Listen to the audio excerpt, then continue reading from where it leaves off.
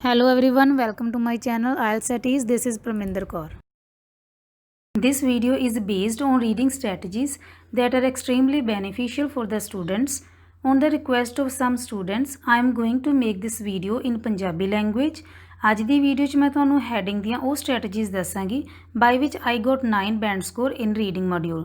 ਸੋ friends, ਜੇਕਰ ਤੁਸੀਂ channel subscribe ਨਹੀਂ ਕੀਤਾ then I request you to subscribe my channel and also please don't skip the video, ਕਿਉਂਕਿ micro and macro keywords ਤੋਂ ਇਲਾਵਾ ਇੱਕ ਹੋਰ ਸਟ੍ਰੈਟਜੀ ਜੋ ਕਿ ਐਲੀਮੀਨੇਸ਼ਨ ਪ੍ਰੋਸੈਸ ਹੈ ਉਹ ਵੀ ਇਨ ਬਿਟਵੀਨ ਦਾ ਵੀਡੀਓ ਮੈਂ ਤੁਹਾਨੂੰ ਐਕਸਪਲੇਨ ਕਰਾਂਗੀ। So let's start our video. In this video, we will discuss some heading strategies for the reading module। ਜਿਵੇਂ ਕਿ ਸ਼ੁਰੂ ਤੋਂ ਹੀ ਜੋ ਸਟੂਡੈਂਟਸ ਹੁੰਦੇ ਆ ਉਹਨਾਂ ਨੂੰ ਹੈਡਿੰਗਸ ਬਹੁਤ ਜ਼ਿਆਦਾ ਡਿਫਿਕਲਟ ਲੱਗਦੀਆਂ ਅਟੈਂਪਟ ਕਰਨੀਆਂ, ਬਟ ਜੇਕਰ ਤੁਹਾਡਾ ਹੈਡਿੰਗ ਸੈਕਸ਼ਨ ਇੰਪਰੂਵ ਹੁੰਦਾ ਹੈ ਤਾਂ ਉਹਦਾ ਪੋਜ਼ਿਟਿਵ ਇੰਪੈਕਟ ਤੁਹਾਡੇ ਹਰੇਕ ਟਾਈਪ ਆਫ ਕੁਐਸਚਨ 'ਤੇ ਪਊਗਾ। ਸੋ ਇਹ ਬਹੁਤ ਜ਼ਿਆਦਾ ਜ਼ਰੂਰੀ ਹੈ ਕਿ ਤੁਹਾਨੂੰ ਹੈਡਿੰਗਸ ਆਉਣੀਆਂ ਚਾਹੀਦੀਆਂ। So here we have a list of headings. The first heading is predicting climatic changes. ਇੱਥੇ ਹੁਣ 3 ਵਰਡਸ ਆ, ਪ੍ਰੈਡਿਕਟਿੰਗ, ਕਲਾਈਮੈਟਿਕ, ਚੇਂਜਸ। ਸੋ ਇੱਥੇ ਮੈਕਰੋ ਕੀਵਰਡਸ ਜਿਹੜੇ ਹੈਗੇ ਆ ਉਹ ਆ ਕਲਾਈਮੈਟਿਕ ਚੇਂਜਸ। ਜਿਵੇਂ ਕਿ ਆਪਾਂ ਨੂੰ ਪਤਾ ਹੀ ਹੈ ਕਿ ਕਲਾਈਮੈਟਿਕ ਚੇਂਜਸ ਦੀ ਗੱਲ ਕਰ ਰਹੇ ਆ, ਬਟ ਮਾਈਕਰੋ ਕੀਵਰਡ ਆਪਣਾ ਹੈਗਾ ਪ੍ਰੈਡਿਕਟਿੰਗ।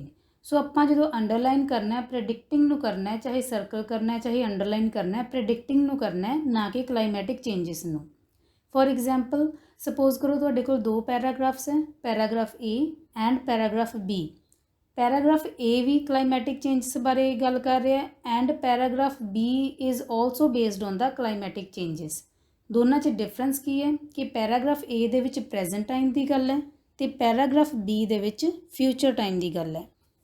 ਹੁਣ ਜੇ ਆਪਾਂ ਪ੍ਰੈਡਿਕਟਿੰਗ ਨੂੰ ਧਿਆਨ ਵਿੱਚ ਰੱਖਾਂਗੇ ਕਿ ਪ੍ਰੈਡਿਕਸ਼ਨ ਦੀ ਗੱਲ ਹੈ, ਕੋਈ ਐਸਟੀਮੇਟ ਹੈ, ਕੋਈ ਫਿਊਚਰ ਦੀ ਗੱਲ ਹੈ, ਤਾਂ ਆਟੋਮੈਟਿਕਲੀ ਆਪਾਂ ਨੂੰ ਕਲੀਅਰ ਹੋ ਜਾਣਾ ਕਿ ਪੈਰਾਗ੍ਰਾਫ B ਆਨਸਰ ਹੈ, ਕਿਉਂਕਿ ਉਹਦੇ ਵਿੱਚ ਫਿਊਚਰ ਬਾਰੇ ਗੱਲ ਕੀਤੀ ਗਈ ਹੈ, ਨਾ ਕਿ ਆਪਣਾ ਪੈਰਾਗ੍ਰਾਫ A ਆਨਸਰ। ਸੋ ਇਹ ਬਹੁਤ ਜ਼ਿਆਦਾ ਇੰਪੋਰਟੈਂਟ ਚੀਜ਼ ਹੈ ਕਿ ਜਦੋਂ ਵੀ ਤੁਸੀਂ ਰੀਡਿੰਗ ਕਰਨੀ ਹੈ, ਫਸਟ ਆਫ ਆਲ ਇਹਨੂੰ ਤੁਸੀਂ ਇੰਪਲੀਮੈਂਟ ਕਰੋ ਹੈਡਿੰਗਸ 'ਤੇ, ਦੈਨ ਇਹ ਜੋ ਸਟ੍ਰੈਟਜੀ ਹੈਗੀ ਸਾਰੇ ਕੁਐਸਚਨਸ 'ਤੇ ਇੰਪਲੀਮੈਂਟ ਆਟੋਮੈਟਿਕਲੀ ਹੋ ਜੂਗੀ ਕਿ ਤੁਹਾਨੂੰ ਪਤਾ ਲੱਗੂਗਾ ਕਿ ਇੰਨਾ ਕੁ ਜ਼ਿਆਦਾ ਡਿਫਰੈਂਸ ਤੁਹਾਡੀ ਰੀਡਿੰਗ ਦੇ ਵਿੱਚ ਹੋਊਗਾ, ਬਹੁਤ ਜ਼ਿਆਦਾ ਇੰਪਰੂਵਮੈਂਟ ਹੋਊਗੀ। ਸੋ ਪ੍ਰੈਡਿਕਟਿੰਗ ਜਿਹੜਾ ਵਰਡ ਹੈ ਆਪਣਾ ਇੱਥੇ ਆਪਾਂ ਸਰਕਲ ਕਰਾਂਗੇ। So our next heading is the relevance of the little ice age today. So main topic ਇਸ ਹੈਡਿੰਗ 'ਚ ਕੀ ਹੈਗਾ, ਲਿਟਲ ਆਈਸ ਏਜ। ਬਟ ਜੋ ਮਾਈਕਰੋ ਕੀਵਰਡਸ ਹੈਗੇ ਆ ਜੋ ਆਪਾਂ ਨੂੰ ਮੇਨ ਆਨਸਰ ਦੇ ਲਈ ਧਿਆਨ 'ਚ ਆਪਾਂ ਰੱਖਾਂਗੇ ਉਹ ਹੈਗੇ ਰੈਲੀਵੈਂਸ ਐਂਡ ਟੂਡੇ। ਇੱਕ ਤਾਂ ਉੱਥੇ ਪ੍ਰੈਜ਼ੈਂਟ ਟਾਈਮ ਦੀ ਗੱਲ ਹੋਈ ਹੋਵੇ, ਇੱਕ ਰੈਲੀਵੈਂਸ ਮੀਨਸ ਉੱਥੇ ਕੋਈ ਕਨੈਕਸ਼ਨ ਸ਼ੋ ਕੀਤਾ ਹੋਵੇ ਲਿਟਲ ਆਈਸ ਏਜ ਦਾ ਮਾਡਰਨ ਟਾਈਮ ਦੇ ਨਾਲ। ਸੋ ਜਿੱਥੇ ਵੀ ਟੂਡੇ ਵਰਡ ਗਿਵਨ ਹੈਗਾ ਉੱਥੇ ਮਾਡਰਨ ਟਾਈਮ ਹੋ ਗਿਆ, ਪ੍ਰੈਜ਼ੈਂਟ ਟਾਈਮ ਹੋ ਗਿਆ, ਇਸ ਤਰ੍ਹਾਂ ਦੇ ਵਰਡਸ ਜਿਹੜੇ ਹੈਗੇ ਆ ਤੁਹਾਨੂੰ ਗਿਵਨ ਹੋਣਗੇ ਜਿਹਦੇ ਨਾਲ ਕਿ ਤੁਸੀਂ ਇਹਨਾਂ ਨੂੰ ਈਜ਼ੀਲੀ ਫਾਈਂਡ ਆਊਟ ਕਰ ਸਕਦੇ ਹੋ। ਸੋ ਟੂਡੇ ਐਂਡ ਰੈਲੀਵੈਂਸ ਇਸ ਹੈਡਿੰਗ ਦੇ ਵਿੱਚ ਆਪਣੇ ਮਾਈਕਰੋ ਕੀਵਰਡਸ ਹੈ ਜਿੱਥੇ ਕਿ ਆਪਾਂ ਧਿਆਨ ਰੱਖਾਂਗੇ ਕਿ ਕਿੱਥੇ ਇਹ ਕਨੈਕਸ਼ਨ ਜਿਹੜਾ ਲਿੰਕ ਕਰ ਰਿਹਾ ਉਹੀ ਆਪਣਾ ਆਨਸਰ ਹੋਊਗਾ। Third heading is how cities contribute to the climate change. So here the micro keyword is how. How means the way in which cities contribute to climate change. The ways, ਕਿਹੜੇ ways ਹੈਗੇ ਆ ਜਿਨ੍ਹਾਂ ਦੇ ਨਾਲ city ਜਿਹੜੀ contribute ਕਰਦੀ ਹੈ ਕਲਾਈਮੈਟਿਕ changes ਨੂੰ। ਸੋ ਇਹ ਚੀਜ਼ਾਂ ਆਪਾਂ ਨੂੰ ਧਿਆਨ 'ਚ ਰੱਖਣੀਆਂ ਪੈਣੀਆਂ। ਜਿੱਥੇ ਹਾਊ ਦਾ ਆਪਾਂ ਨੂੰ ਆਨਸਰ ਮਿਲ ਗਿਆ ਜਿਹੜੇ ਪੈਰਾਗ੍ਰਾਫ ਦੇ ਵਿੱਚ ਹਾਊ ਇਨ ਵਟ ਵੇਜ਼ ਉਹੀ ਆਪਣਾ ਆਨਸਰ ਹੋਊਗਾ। ਜੇ ਕਿਤੇ ਵਟ ਹੋਵੇ ਤਾਂ ਆਪਾਂ ਨੂੰ ਵਟ ਦਾ ਆਨਸਰ ਚਾਹੀਦਾ ਹੋਇਆ, ਹਾਊ ਦਾ ਆਨਸਰ ਨਹੀਂ ਚਾਹੀਦਾ।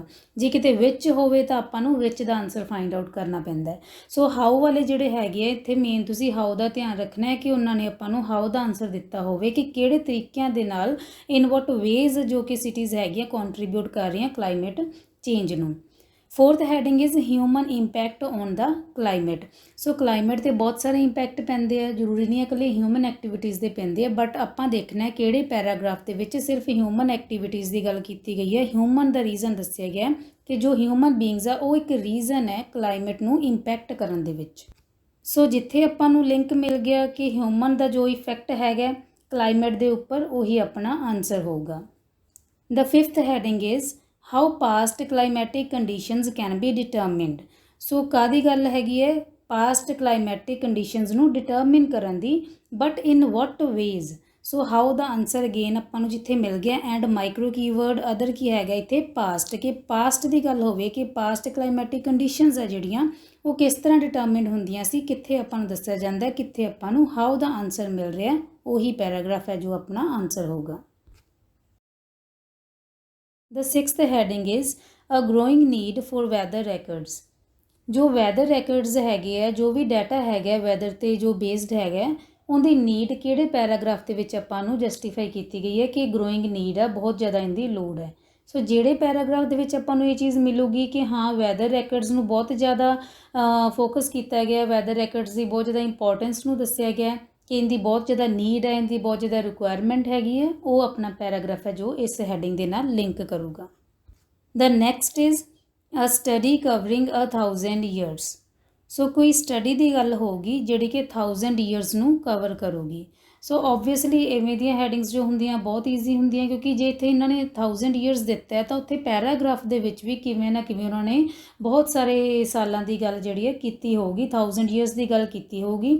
ਐਂਡ ਇੰਨਾ ਜ਼ਰੂਰ ਤੁਸੀਂ ਧਿਆਨ ਰੱਖਣਾ ਕਿ ਸਟੱਡੀ ਦੀ ਥਾਂ 'ਤੇ ਸਮਟਾਈਮਜ਼ ਉਹ ਰਿਸਰਚ ਵਰਡ ਵੀ ਯੂਜ਼ ਕਰ ਸਕਦੀ ਹੈ। ਸੋ ਕੋਈ ਰਿਸਰਚ ਹੋਈ ਹੈ ਜਿਹਨੇ ਕਿ 1000 years ਬਾਰੇ ਦੱਸਿਆ, ਉਹ ਆਪਣਾ ਆਨਸਰ ਇੱਥੇ ਮੈਚ ਕਰ ਜੂਗਾ। The eighth heading is people have always responded to climate change। ਇੱਥੇ ਹੁਣ ਆਪਾਂ ਨੂੰ ਪਤਾ ਹੈ ਕਿ ਪੀਪਲ ਐਂਡ ਕਲਾਈਮੇਟ ਚੇਂਜ ਦੀ ਗੱਲ ਕਰ ਰਹੇ ਆ, ਇਹ ਆਪਣੇ ਮੈਕਰੋ ਕੀਵਰਡਸ ਹੈ ਜੋ ਕਿ ਈਜ਼ੀਲੀ ਵਿਜ਼ੀਬਲ ਆ, ਆਪਾਂ ਨੂੰ ਪਤਾ ਹੈ ਇਹ ਚੀਜ਼ ਤਾਂ ਹੋਊਗੀ ਪੈਰਾਗ੍ਰਾਫ ਦੇ ਵਿੱਚ, ਬਟ ਇੱਕ ਪੈਰਾਗ੍ਰਾਫ 'ਚ ਵੀ ਹੋ ਸਕਦੀ ਹੈ, 2 'ਚ ਵੀ ਹੋ ਸਕਦੀ ਹੈ, 3 'ਚ ਵੀ ਹੋ ਸਕਦੀ ਹੈ। So how will we differentiate it? People have always responded to climate change. Have always responded, ਜੋ ਉਹ ਹਮੇਸ਼ਾ ਰਿਸਪੌਂਡ ਕਰਦੇ ਆ, ਰਿਸਪੌਂਸ ਕਰਦੇ ਆ ਕਲਾਈਮੇਟ ਚੇਂਜ ਨੂੰ। ਸੋ ਜੋ ਆਲਵੇਜ਼ ਵਰਡ ਹੈ, ਆਲਵੇਜ਼ ਰਿਸਪੌਂਡਡ, ਇਹ ਆਪਣਾ ਮਾਈਕਰੋ ਕੀਵਰਡ ਹੈ। So whether they are talking about the response of the people in the paragraph or not. ਜੇ ਤਾਂ ਉਹ ਪੈਰਾਗ੍ਰਾਫ ਦੇ ਵਿੱਚ ਰਿਸਪੌਂਸ ਪੀਪਲ ਵੱਲੋਂ ਜੋ ਆ ਰਿਹਾ ਉਹਦੀ ਗੱਲ ਕਰ ਰਹੇ ਹੈ, ਤਾਂ ਆਪਣਾ ਆਨਸਰ ਹੈ ਜਿਹੜਾ ਉਸ ਪੈਰਾਗ੍ਰਾਫ ਨਾਲ ਆਪਾਂ ਇਹ ਮੈਚ ਕਰਾਂਗੇ। ਦਾ 9th heading is enough food at last. So obvious ਜੀ ਗੱਲ ਹੈ, ਫੂਡ ਦੀ ਗੱਲ ਕਰ ਰਹੇ ਹੈ ਕਿ ਆਖਿਰਕਾਰ ਇਨਫ ਫੂਡ ਸੀਗਾ। ਮਾਈਕਰੋ ਕੀਵਰਡ ਕੀ ਹੈ? ਇਨਫ, ਕਿ ਸਫੀਸ਼ੀਐਂਟ ਅਮਾਊਂਟ ਆਫ ਫੂਡ ਜਿਹੜਾ ਉਹ ਅਵੇਲੇਬਲ ਹੋ ਗਿਆ ਸੀ ਜਾਂ ਫਿਰ ਹੋ ਜਾਵੇਗਾ। ਇਹ ਆਪਾਂ ਦੇਖਾਂਗੇ ਕਿ ਉੱਥੇ ਪੈਰਾਗ੍ਰਾਫ 'ਚ ਕੀ ਵਰਡ ਦਿੱਤਾ ਹੈ, ਬਟ ਇਨਫ ਦੀ ਗੱਲ ਹੋਣੀ ਚਾਹੀਦੀ ਹੈ ਕਿ ਕਾਫੀ ਫੂਡ ਸੀਗਾ। ਆਪਾਂ ਨੂੰ ਪੈਰਾਗ੍ਰਾਫ ਤੋਂ ਕਲੀਅਰ ਹੋਣਾ ਚਾਹੀਦਾ ਹੈ ਕਿ ਜਿੰਨਾ ਉਹਨਾਂ ਨੂੰ ਫੂਡ ਚਾਹੀਦਾ ਸੀ ਉਹਨਾਂ ਐਟ ਲਾਸਟ ਫੂਡ ਜਿਹੜਾ ਉਹਨਾਂ ਨੂੰ ਪ੍ਰੋਵਾਈਡ ਕੀਤਾ ਗਿਆ ਜਾਂ ਉਹਨਾਂ ਕੋਲ ਹੈਗਾ ਸੀ। ਸੋ ਇਨਫ ਇੱਥੇ ਆਪਣਾ ਮਾਈਕਰੋ ਕੀਵਰਡ ਆ। ਸੋ ਹੁਣ ਆਪਾਂ ਪੈਰਾਗ੍ਰਾਫਸ ਦੇਖ ਲੈਂਦੇ ਹਾਂ 2-3 ਜਿਨ੍ਹਾਂ ਦੇ ਆਪਾਂ ਆਨਸਰ ਜਿਹੜੇ ਆ ਹੈਡਿੰਗ ਦੇ ਫਾਈਂਡ ਆਊਟ ਕਰਨ ਦੇ ਟਰਾਈ ਕਰਦੇ ਹਾਂ। The first paragraph we have here is the little ice age lasted from ਰਫਲੀ 1300 until the middle of the 19th century. Only 2 centuries ago, Europe experienced a cycle of bitterly cold winters. Mountain glaciers in the Swiss Alps were the lowest in recorded memory, and pack ice surrounded Iceland for much of the year. So here I want to let you know that ਜੋ ਆਪਣਾ paragraph ਹੁੰਦਾ ਉਹਦੇ 'ਚ ਜੋ first 2 to 3 sentences ਹੁੰਦੇ ਆ ਉਹਦੇ 'ਚ ਆਪਾਂ ਨੂੰ ਆਪਣਾ ਮੇਨ ਆਈਡੀਆ ਮਿਲ ਜਾਂਦਾ ਹੈ ਕਿ ਟੌਪਿਕ ਕਿਸ ਚੀਜ਼ 'ਤੇ ਬੇਸਡ ਹੈਗਾ। ਜਿਵੇਂ ਕਿ ਇਸ ਪੈਰਾਗ੍ਰਾਫ ਦੇ ਵਿੱਚ ਇਹਨਾਂ ਨੇ ਸਟਾਰਟਿੰਗ ਕੀਤੀ ਹੈ ਲਿਟਲ ਆਈਸ ਏਜ ਦੀ ਗੱਲ ਕਰ ਰਹੇ ਹੈ। ਇਟ ਮੀਨਸ ਇਹ ਪੈਰਾਗ੍ਰਾਫ ਲਿਟਲ ਆਈਸ ਏਜ ਦੇ ਬਾਰੇ ਗੱਲ ਕਰ ਰਿਹਾ ਜੋ ਕਿ ਅੱਗੇ ਕੰਟੀਨਿਊ ਹੈ। Next sentence is The climatic events of the Little Ice Age did more than help shape the modern world. ਇੱਥੇ ਉਹੀ ਚੀਜ਼ ਜਿਹੜੀ ਮੈਂ ਅੱਗੇ ਤੁਹਾਨੂੰ ਦੱਸੀ ਸੀ ਕਿ ਉੱਥੇ ਟੂਡੇ ਵਰਡ ਹੈ, ਇੱਧਰ ਆਪਾਂ ਨੂੰ ਮਾਡਰਨ ਵਰਡ ਹੈ, ਕਿਤੇ ਨਾ ਕਿਤੇ ਆਪਾਂ ਨੂੰ ਲੱਗ ਰਿਹਾ ਕਿ ਇਹ ਕਨੈਕਸ਼ਨ ਹੋ ਸਕਦਾ ਹੈ। ਸੋ ਅੱਗੇ ਆਪਾਂ ਪੜਾਂਗੇ they are deeply important context for the current unprecedented global warming. The Little Ice Age was far from a deep freeze, however, rather than irregular seesaw of rapid climatic shifts, few lasting more than a quarter century, driven by complex and still little understood interactions between the atmosphere and the ocean. The seesaw brought cycles of intensely cold winters and easterly winds, then switched abruptly to years of heavy spring and early summer rains, mild winters and frequent Atlantic storms, or to periods of droughts, light northeasterly winds and summer heat waves. तो it is very clear कि सारी जो गल हैगी है paragraph ਦੇ ਵਿੱਚ ਉਹ ਕਾਦੀ ਹੋ ਰਹੀ ਹੈ ਲਿਟਲ ਆਈਸ ਏਜ ਦੀ ਹੋ ਰਹੀ ਹੈ ਬਟ ਜੋ ਸੈਕਿੰਡ ਸੈਂਟੈਂਸ ਹੈਗਾ ਜਿੱਥੇ ਉਹ ਕਹਿ ਰਹੇ the climatic events of the little ice age did more than help shape the modern world ਇਹ ਉਹ ਕਨੈਕਸ਼ਨ ਸ਼ੋ ਕਰ ਰਿਹਾ ਕਿਤੇ ਨਾ ਕਿਤੇ ਜੋ ਕਿ ਟੁਡੇ ਦੇ ਵਰਡ ਦੇ ਨਾਲ ਹੈਗਾ ਮਾਡਰਨ ਵਰਲਡ ਦੇ ਨਾਲ ਹੈਗਾ now we'll go back to the headings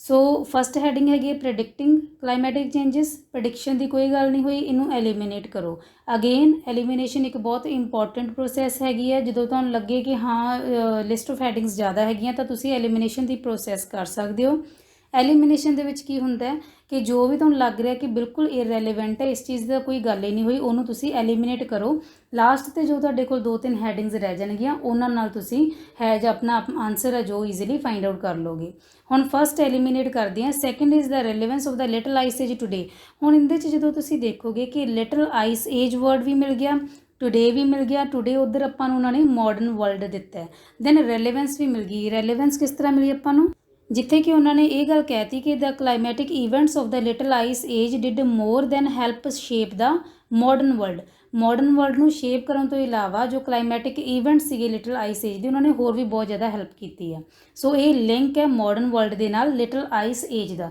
so our answer for this paragraph will be second heading I want to make it clear for the students कि जो स्टूडेंट्स ये सोचते हैं कि पहला पैराग्राफ्स रीड करके दैन क्वेश्चन रीड करने हैं वो बहुत वड्डी मिसटेक हैगी है सब तो पहला जरूरी की है कि तुसी क्वेश्चंस रीड करो क्वेश्चंस रीड करके जो तुसी पैराग्राफ रीड करोगे तो ऑटोमैटिकली जो है लिंक तुहानूं पता लगूगा समटाइम्स की हुंदा कि आपां हाफ पैराग्राफ ही रीड करते हैं जे क्वेश्चन पहलां पढ़े होण तो आपां नूं ऑटोमैटिकली पता लग जाता कि यही इहदा आंसर आउणा है जिवें कि हुण लास्ट पैराग्राफ आपां कीता पैराग्राफ हजे ਆਪਾਂ हाफ ही ਕੀਤਾ ਸੀ बट ਆਪਾਂ ਨੂੰ ਉਹਦੀ ਹੈਡਿੰਗ ਮਿਲ ਗਈ ਤੇ ਹਾਫ ਜਿਹੜਾ ਪੈਰਾਗ੍ਰਾਫ ਆਪਾਂ ਨੂੰ ਰੀਡ ਕਰਨ ਦੀ ਲੋੜ ਨਹੀਂ ਪਈ ਸੋ ਇਹ ਤਾਂ ਹੀ ਹੋ ਸਕਦਾ ਜੇਕਰ ਤੁਸੀਂ ਕੁਐਸਚਨਸ ਆ ਜੋ ਉਹ ਪਹਿਲਾਂ ਰੀਡ ਕਰ ਰਹੇ ਹੋ ਇਹਦੇ ਨਾਲ ਤੁਹਾਡਾ ਬਹੁਤ ਸਾਰਾ ਜਿਹੜਾ ਟਾਈਮ ਹੈ ਉਹ ਸੇਵ ਹੋਊਗਾ ਤੇ ਤੁਹਾਡੇ ਸਾਰੇ ਕੁਐਸਚਨਸ ਆ ਜਿਹੜੇ ਈਜ਼ੀਲੀ ਗਿਵਨ ਟਾਈਮ ਦੇ ਵਿੱਚ ਪੂਰੇ ਹੋ ਜਾਣਗੇ ਸੋ ਇਹ ਬਹੁਤ ਜ਼ਿਆਦਾ ਜ਼ਰੂਰੀ ਹੈ ਸਟੂਡੈਂਟਸ ਲਈ ਕਿ ਪਹਿਲਾਂ ਕੁਐਸਚਨਸ ਦੇ ਗੋ ਥਰੂ ਹੋਣਾ ਦੈਨ ਤੁਸੀਂ ਆਪਣੇ ਪੈਰਾਗ੍ਰਾਫਸ ਵੱਲ ਮੂਵ ਕਰੋ so our next paragraph is